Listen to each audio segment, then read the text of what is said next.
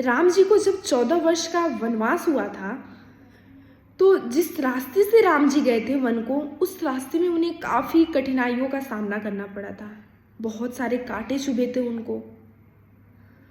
जब राम जी को पता चला कि हमसे मिलने हमारे भाई भरत वन में आ रहे हैं, तो राम जी तुरंत वन देवी के पास गए और वन देवी के पास जाकर उन्होंने क्या कहा कि हे वन देवी, जिस रास्ते से मैं आया था उस रास्ते के आप सारे कांटे हटवा दो। अब वन देवी सोच में डूब गई। उन्होंने कहा हे भगवान क्यों? तो राम जी ने कहा कि जिस रास्ते से मैं आया था उस रास्ते से मुझसे मिलने मेरा भाई भरत आ रहा है। तो वन देवी ने कहा कि क्या भरत इतने मासूम हैं कि उन्हें कांटे सहने की क्षमता नहीं है?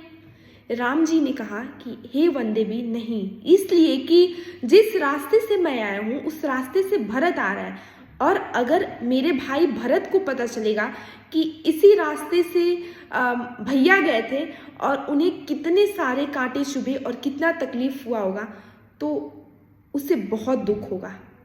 इसलिए आप उस रास्ते के सारे कांटे हटवा दो।